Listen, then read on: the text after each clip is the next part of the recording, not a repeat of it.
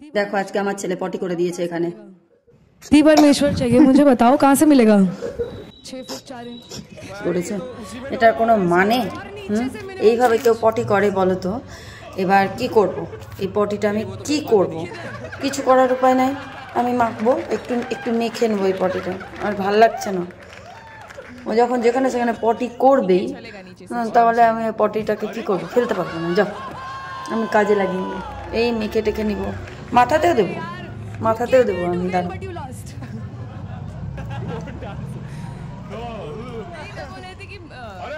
তোমরা মাখতে পারবা এরকম? बोले 1 करोड़ रुपए में रणवीर भाई का लंच चूसना है। और हागुटाकेই আমি कौन सी पोजीशन में चूसेंगे? मेरा नहीं, दीपक कलाल। उसके ज्यादा देने पड़ेंगे। First Ranveer's price, then Deepak Kalal. 0-0, not interested. 2 crore in cash. Right now? Yeah, right now. 2 crore in cash. You'd suck my dick. Let's go भाई, आप लग रहा है लेट्स गो भाई। मेरे तो 1 लाख एक्स्ट्रा।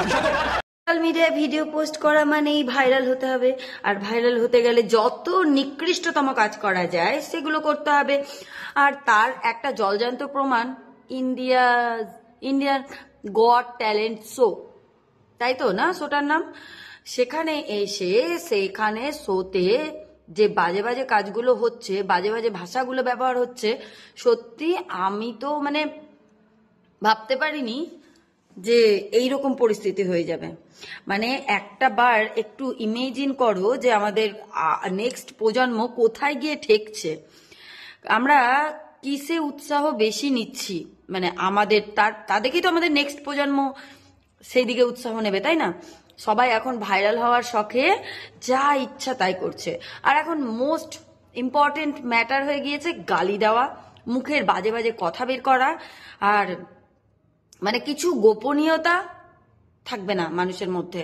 আর যে যত খুলে দেখাতে পারবে বা যে যত খুলে মেলে কথা বলতে পারবে, সে তত তাড়াতাড়ি ভাইরাল হয়ে যাবে, সে তত তাড়াতাড়ি ফেম পেয়ে যাবে। ফেম পয়সা ইনকামের সুবিধা পেয়ে যাবে। হ্যাঁ, যারা ভালো মতন ভদ্র মতন ভিডিও করবে তাদের ভিডিও দেখে কজন বলো তো? সেই রকমই এই যে ইন্ডিয়ান গডস ট্যালেন্ট বলে যেই শোটা আছে, সেই শোতে কি দারুণ দারুণ ভাষা প্রমোট করছে, দেখতে দেখতে পাচ্ছ? আমি দেখেছি, দেখে এসে এই যে ভিডিওটা তুললাম। তবে সেখানকার ভিডিও ক্লিপ অ্যাড করব কিনা আমি বুঝতে পারছি না। তবে সত্যি পয়সার কি জোর, সেগুলো আমাদের হাতে নাতে আমরা নিজের চোখে দেখতে পাচ্ছি।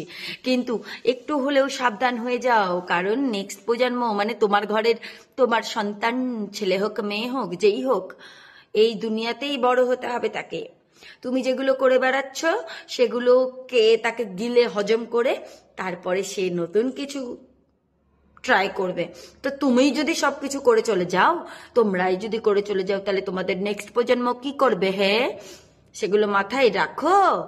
তোমার দেখানো রাস্তাতে যদি হাঁটে, এইরকম স্টেজে উঠে শো করাতে, সেখানে গিয়ে যদি এইরকম ভাষাগুলো ইউজ করে, তাহলে তোমার খুব ভালো লাগবে তো? সত্যি এরা ফেম পেয়েছে বলে নিজেদেরকে যে ভগবান মনে করে সেটা বোঝাই যাচ্ছে।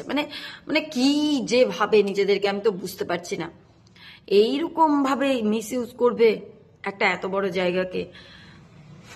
অবশ্য ইউটিউবে আমরা যারা ভিডিও দেখি তারা প্রত্যেকেই দেখি যারা যত বাজে বাজে, ইউটিউব কেন শুধু সোশ্যাল মিডিয়া ফুল, যারা যত বাজে কাজ করতে পারবে, যারা যত বাজে বাজে ভিডিও দিতে পারবে, যারা যত বাজে বাজে মুখের ভাষা ইউজ করতে পারবে, তারা তত তাড়াতাড়ি ভাইরাল আর ফেম পাবে, পয়সা ইনকাম করবে বেঁচে বেঁচে। যত সব নোংরা, ছি। আরে না গো না, এটা বেসন। চলো এবার এই ভিডিওটাকে ভাইরাল করো, তাড়াতাড়ি শেয়ার করো।